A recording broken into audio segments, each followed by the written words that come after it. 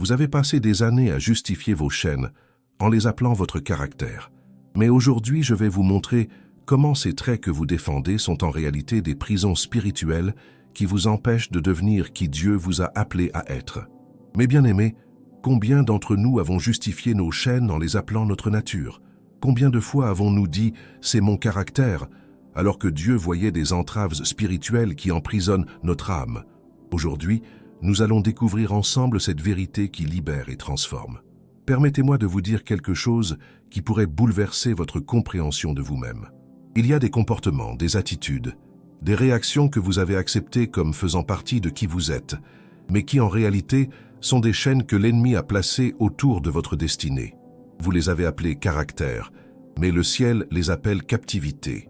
Charles Spurgeon, ce grand prédicateur que Dieu a utilisé pour toucher des millions d'âmes, disait souvent que la plus grande victoire du diable n'est pas de nous faire tomber dans le péché évident, mais de nous faire accepter comme normal ce qui est spirituellement destructeur. Quelle sagesse profonde dans ces paroles! Combien sommes-nous à vivre sous le poids de chaînes que nous avons baptisées ma personnalité? Écoutez attentivement ce que la parole de Dieu nous révèle dans Galates 5, verset 1. C'est pour la liberté que Christ nous a affranchis. Demeurez donc fermes et ne vous laissez pas mettre de nouveau sous le joug de la servitude. Vous voyez, mes amis, Christ est venu pour nous libérer, pas pour que nous restions enchaînés en justifiant nos liens. Pensez à cet homme qui dit « Je suis colérique, c'est mon tempérament », comme si cette déclaration le libérait de toute responsabilité. Mais la Bible nous montre que la colère non maîtrisée est une porte ouverte à l'ennemi. Jacques 1, verset 20, nous enseigne que la colère de l'homme n'accomplit pas la justice de Dieu. Ce que vous appelez tempérament fort, Dieu l'appelle une forteresse que Satan utilise pour détruire vos relations, votre paix, votre témoignage. Ou cette femme qui déclare « Je suis anxieuse de nature, j'ai toujours été comme ça », en acceptant l'anxiété comme une compagne de vie. Pourtant, Philippiens 4, versets 6 et 7, nous ordonne clairement de ne nous inquiéter de rien, mais en toute chose de présenter nos demandes à Dieu par des prières et des supplications, avec des actions de grâce. L'anxiété chronique n'est pas un trait de caractère, c'est un manque de confiance en Dieu qui s'est installé et que nous avons laissé grandir. Regardez autour de vous. Combien de personnes portent le masque de l'orgueil en l'appelant confiance en soi? Combien justifient leur incapacité à pardonner en disant « Je suis rancunier, c'est plus fort que moi ». Combien acceptent leur tendance au mensonge en déclarant « J'exagère un peu, c'est ma façon d'être ». Spurgeon nous rappelait avec force que nous ne pouvons pas grandir spirituellement si nous refusons de voir nos chaînes pour ce qu'elles sont vraiment. La sanctification, mes frères et sœurs, exige l'honnêteté brutale devant Dieu. Elle demande que nous cessions de donner des noms acceptables à nos prisons spirituelles. Laissez-moi vous raconter quelque chose qui vous touchera peut-être. Il y a des années, j'ai rencontré un homme qui se définissait comme pessimiste. « Je suis réaliste », disait-il. « Je ne me fais pas d'illusions. » Mais derrière ce prétendu réalisme se cachait une incrédulité profonde, un refus de croire que Dieu pouvait faire du nouveau dans sa vie. Son pessimisme n'était pas un caractère, c'était une chaîne qui l'empêchait de saisir les promesses divines.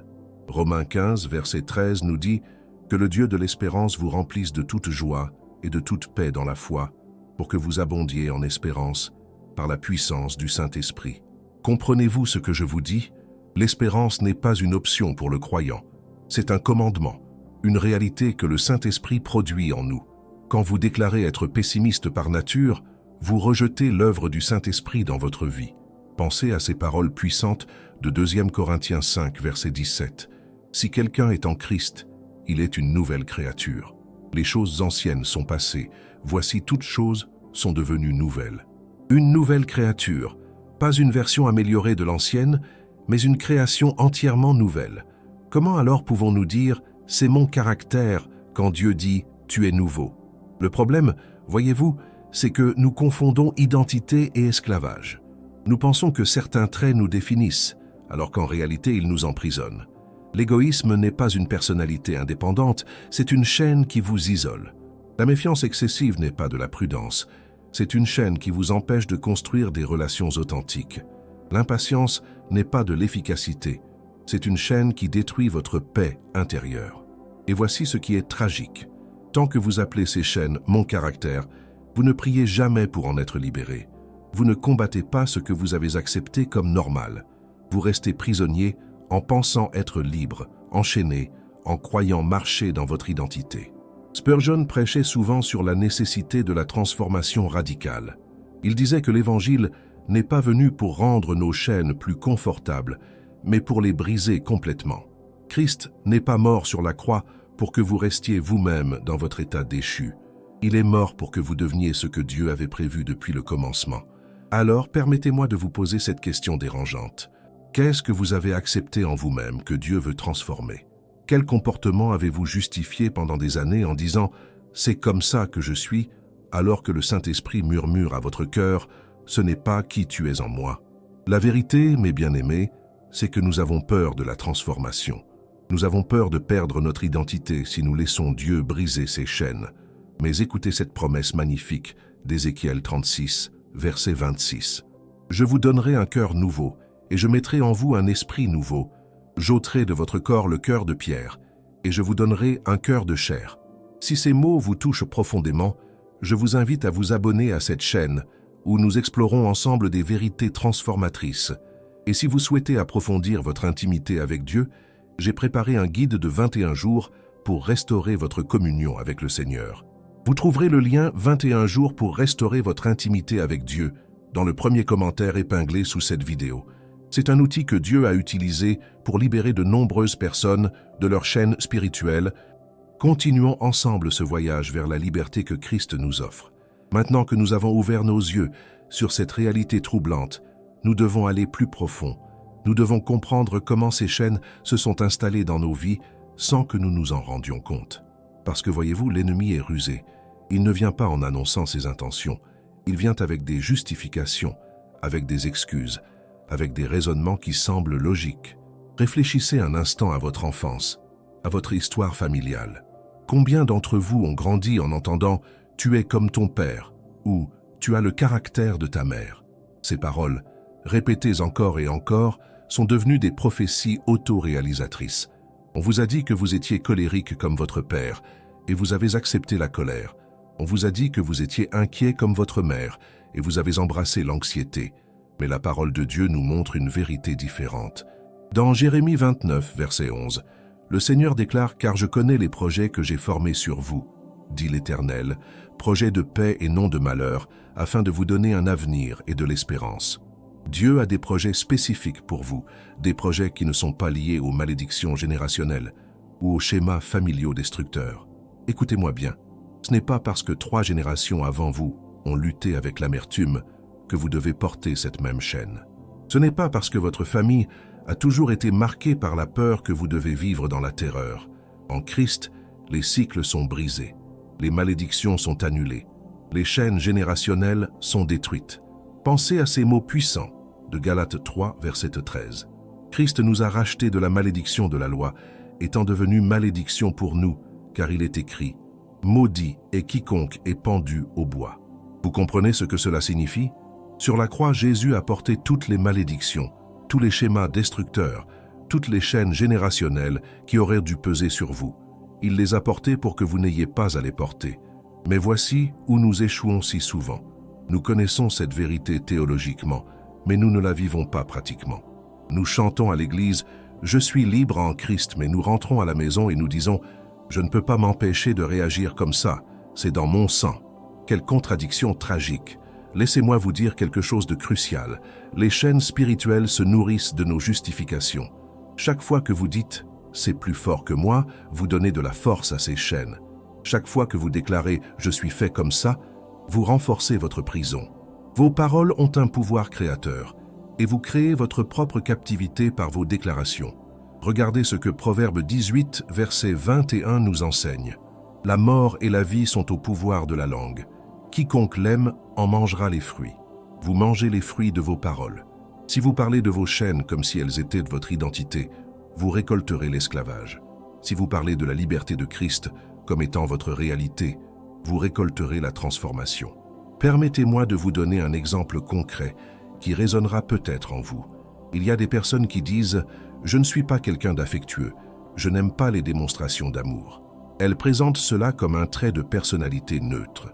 Mais regardez ce que Dieu commande dans 1 Jean 4, versets 7 et 8. « Bien-aimés, Aimons-nous les uns les autres, car l'amour est de Dieu, et quiconque aime est né de Dieu et connaît Dieu. Celui qui n'aime pas n'a pas connu Dieu, car Dieu est amour. Vous voyez la gravité? Ce que vous appelez ne pas être démonstratif pourrait en réalité être une incapacité à aimer qui révèle des blessures non guéries, des peurs non confrontées, des murs que vous avez construits pour vous protéger. Ce n'est pas votre caractère, c'est votre mécanisme de défense qui est devenu une prison. Et voici ce qui se passe. Quand nous donnons à nos chaînes des noms respectables, nous cessons de chercher la délivrance. Personne ne prie pour être délivré de sa personnalité. Personne ne jeûne pour être libéré de son tempérament.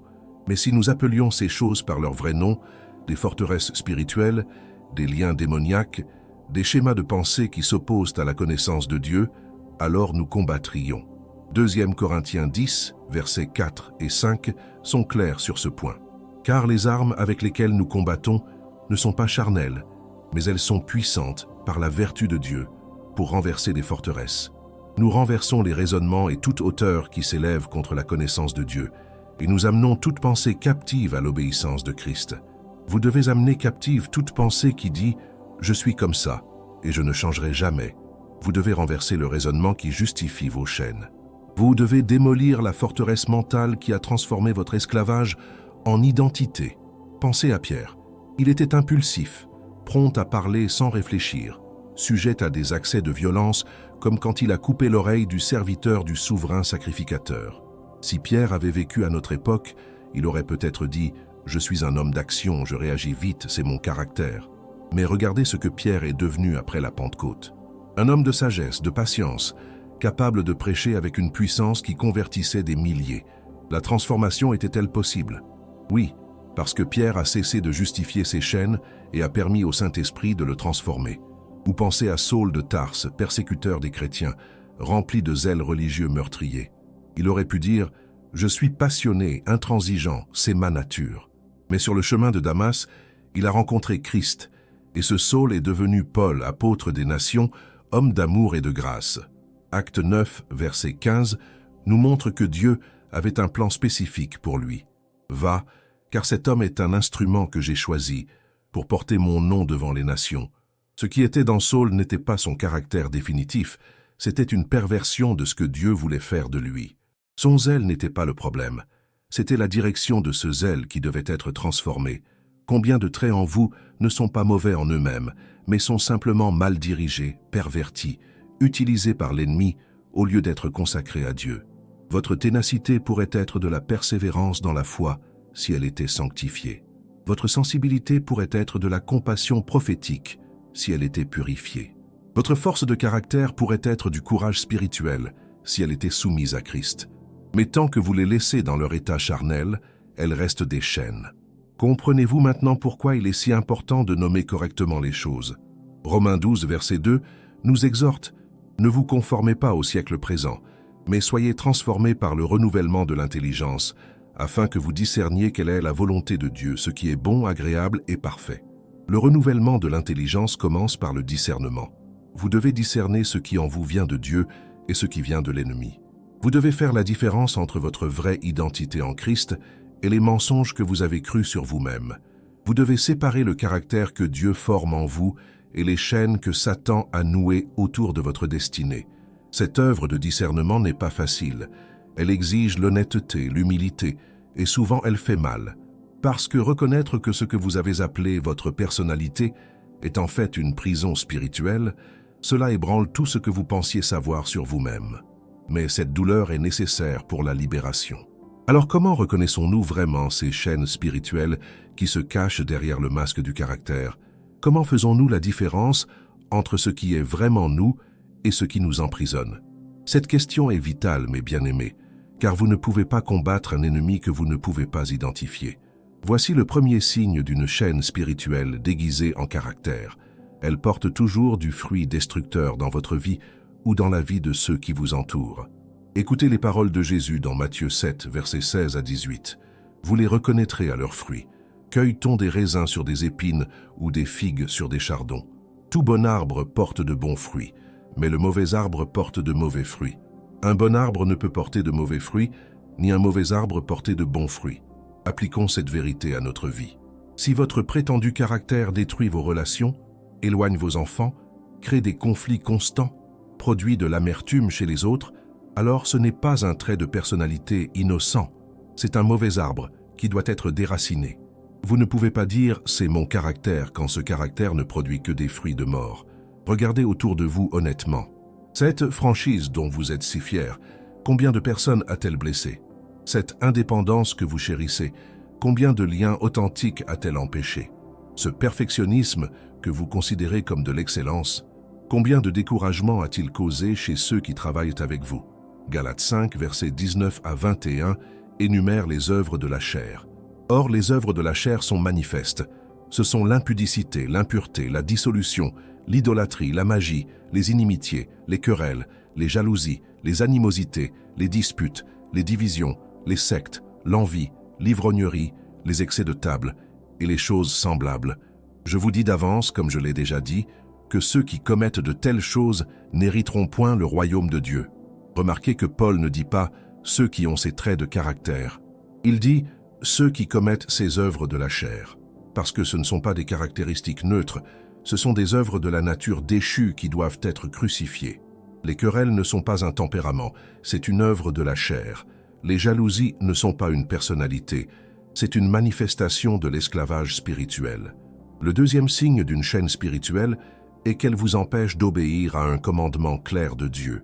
Réfléchissez-y sérieusement. Si ce que vous appelez votre caractère entre en conflit direct avec ce que Dieu commande, alors vous devez choisir. Soit vous changez, soit vous désobéissez. Il n'y a pas de troisième option. Dieu commande le pardon, mais vous dites « je suis rancunier ». Dieu ordonne la générosité, mais vous dites « je suis économe par nature ». Dieu exige l'humilité, mais vous déclarez « j'ai besoin de reconnaissance, c'est qui je suis ». Dieu demande la douceur, mais vous affirmez « je dis les choses brutalement, je suis direct ». Voyez-vous le problème? Vous êtes en train de placer votre prétendu caractère au-dessus de la parole de Dieu. Jacques 4, verset 7 est sans ambiguïté. Soumettez-vous donc à Dieu, résistez au diable, et il fuira loin de vous. La soumission à Dieu signifie que rien en nous n'est intouchable. Rien n'est exempt de transformation. Rien n'est trop profondément ancré pour que le Saint-Esprit ne puisse le changer. Quand vous dites « c'est plus fort que moi », vous niez la puissance de Dieu en vous. Le troisième signe est que cette chaîne vous isole spirituellement. Elle vous empêche de vivre la communion authentique avec le corps de Christ. Elle crée des barrières entre vous et les autres croyants. Elle vous fait fuir la correction fraternelle, éviter la transparence, rejeter la responsabilité mutuelle.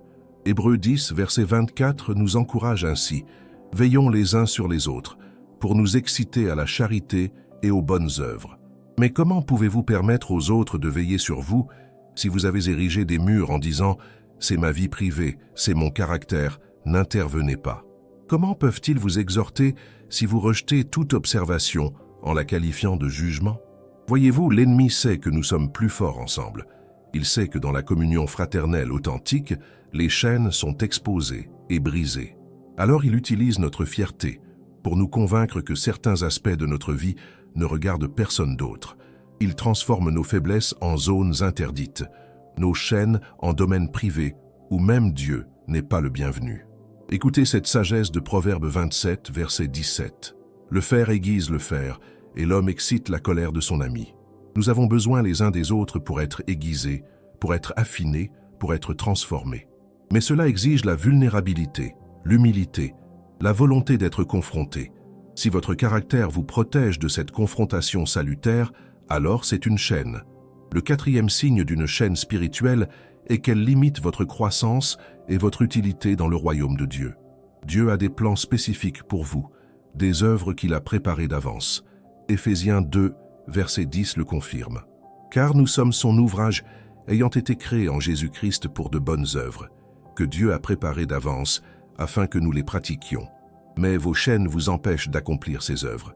Votre timidité maladive vous empêche de témoigner. Votre besoin de contrôle vous empêche de déléguer et de faire grandir d'autres leaders. Votre susceptibilité excessive vous empêche de recevoir l'enseignement. Votre orgueil intellectuel vous empêche d'obéir simplement. Votre passivité chronique vous empêche de saisir les opportunités que Dieu place devant vous.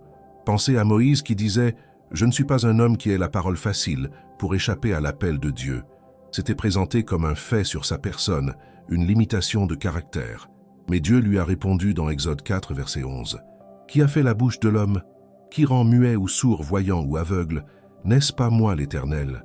Dieu ne voulait pas que Moïse se cache derrière ses limitations. Il voulait que Moïse fasse confiance à sa puissance transformatrice. Combien de destinées sont avortées parce que nous utilisons notre caractère comme excuse?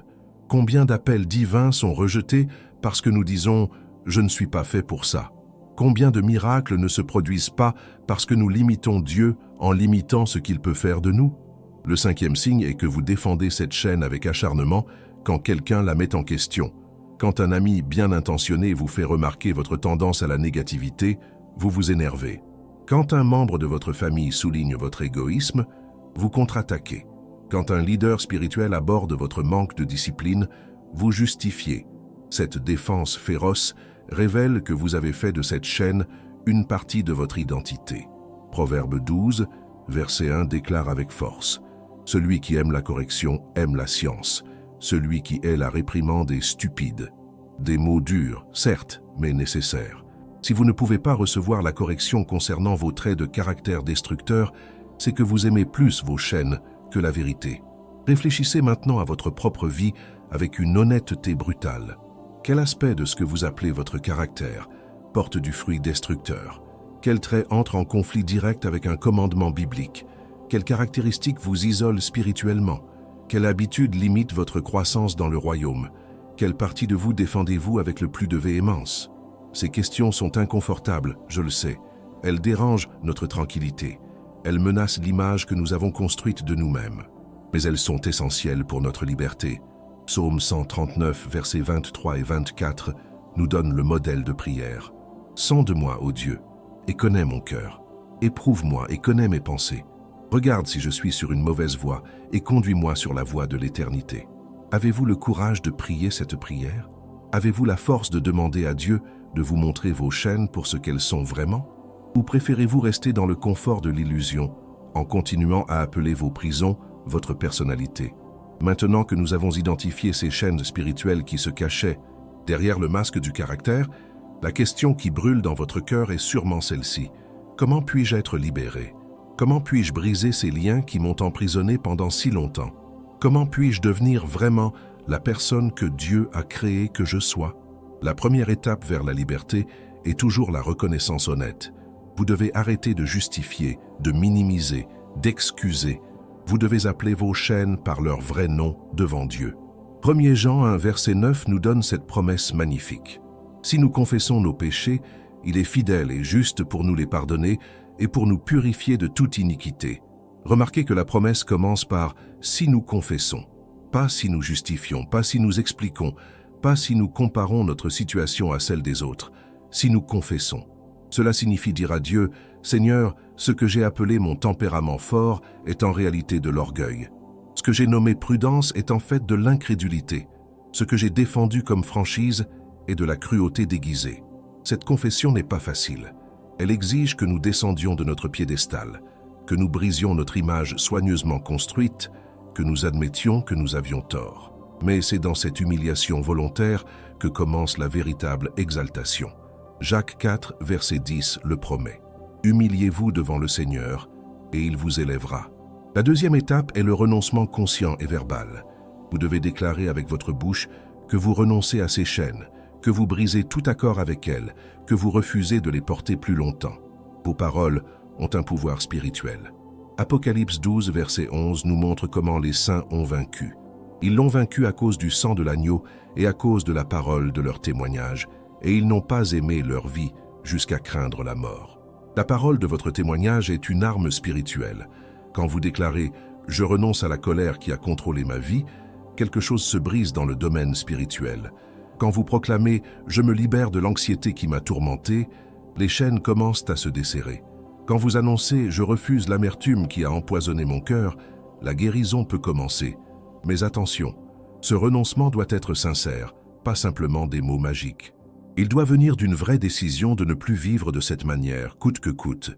Romains 6, versets 11 à 13, nous instruit clairement. « Ainsi vous-même, regardez-vous comme morts au péché et comme vivants pour Dieu en Jésus-Christ. Que le péché ne règne donc point dans votre corps mortel, et n'obéissez pas à ses convoitises.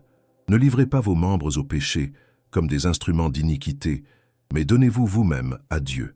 Voyez-vous la progression? D'abord, considérez-vous mort au péché. C'est une décision mentale, un changement de perspective. Ensuite, ne laissez pas le péché régner. C'est une bataille de volonté, un refus actif. Enfin, donnez-vous à Dieu. C'est une consécration positive, un engagement total. La troisième étape est le remplacement intentionnel. La nature déteste le vide. Si vous brisez une chaîne sans la remplacer par quelque chose de positif, vous créez un espace que l'ennemi peut remplir avec quelque chose de pire. Jésus nous avertit dans Matthieu 12, versets 43 à 45. Lorsque l'esprit impur est sorti d'un homme, il va par des lieux arides, cherchant du repos, et il n'en trouve point. Alors il dit, « Je retournerai dans ma maison d'où je suis sorti. » Et quand il arrive, il la trouve vide, balayée et ornée. Il s'en va, et il prend avec lui 7 autres esprits plus méchants que lui. Ils entrent dans la maison, s'y établissent, et la dernière condition de cet homme est pire que la première. Alors ne vous contentez pas de briser vos chaînes, remplacez-les par les fruits de l'esprit. Galates 5, versets 22 et 23, énumère ces fruits magnifiques. Mais le fruit de l'esprit, c'est l'amour, la joie, la paix, la patience, la bonté, la bénignité, la fidélité, la douceur, la tempérance. Là où régnait la colère, cultivez la patience. Là où dominait l'anxiété, développez la paix. Là où gouvernait l'égoïsme, pratiquez la bonté. Là où commandait l'orgueil, exercez la douceur. Ce remplacement n'est pas automatique, c'est un travail quotidien, une discipline spirituelle, un choix répété. La quatrième étape est l'immersion dans la parole de Dieu. Votre esprit doit être renouvelé, vos pensées doivent être transformées, votre imagination doit être sanctifiée. Comment cela se produit-il? Par la parole. Jean 17, verset 17 nous le dit. « Sanctifie-les par ta vérité, ta parole est la vérité. » La parole de Dieu n'est pas simplement un livre d'information, c'est un instrument de transformation. Elle ne vous dit pas seulement ce qui est vrai, elle vous rend vrai. Elle ne décrit pas seulement la liberté, elle produit la liberté.